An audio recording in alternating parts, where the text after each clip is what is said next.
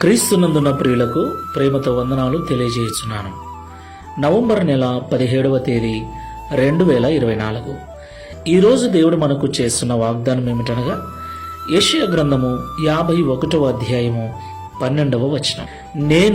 నేనే మిమ్ము నోదార్చువాడను, చనిపోవు నరునికి, తృణమాత్రుడగు నరునికి ఎందుకు భయపడుదువు? ఆమేన్. నా ప్రియమైన సహోదరి సహోదరులారా, ఈ లోకంలో జీవిస్తున్న మనము చేతగాని వారమని తెలిస్తే మనల్ని చూసి ఎగతాళి చేసేవారు, పిరికివారమని తెలిస్తే మనల్ని భయపెట్టేవారు, మన స్థితిగతులు ఏంటో తెలుసుకొని వాటికి అనుగుణంగా మనతో మాట్లాడాలా వద్దా అని ఆలోచించేటువంటి మనుషులు కూడా లేకపోలేదు. ఒక మాటలో చెప్పాలంటే ఈ లోకంలో మనల్ని అర్థం చేసుకొని మనల్ని ధైర్యపరిచి మనల్ని బలపరిచి మన స్థితిగతులను బట్టి ఓదార్చే వారి కంటే ఈ లోకంలో మనల్ని భయపెట్టేవారు, అవమానపరిచేవారు, ఇబ్బందిని కలిగించేవారే ఎక్కువ ఉన్నారు. నా ప్రియమైన సహోదరి సహోదరులారా, ఈ లోకంలో ఉన్న మనుషులు మనలాంటి వారే.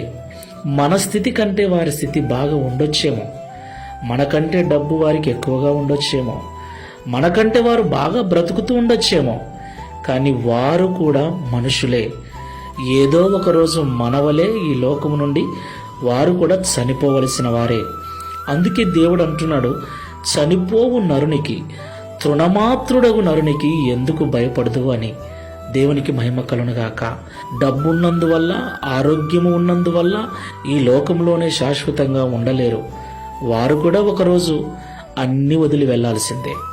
కాబట్టి ఈ లోకంలో మనుషులు మాట్లాడే మాటలకు బాధపడక, వారికి భయపడక, నిజంగా మన స్థితి ఏదైనను మనల్ని ఉన్నది ఉన్నట్లుగా ప్రేమించే ప్రేమగల దేవుని వైపు చూస్తూ విశ్వాసముతో, ధైర్యముతో ఈ ఆత్మీయ యాత్రలో ముందుకు వెళ్దాం.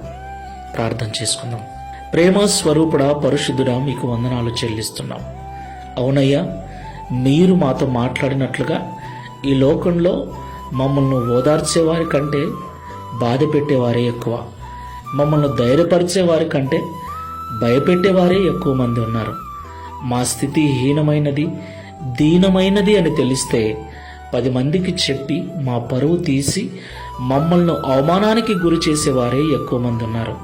మనుషులు మాట్లాడే మాటలకు, వారు చేసే మోసాలకు భయపడుతూ కొన్నిసార్లు వారి వలన బెదిరిపోయి కృంగిపోతున్నాం.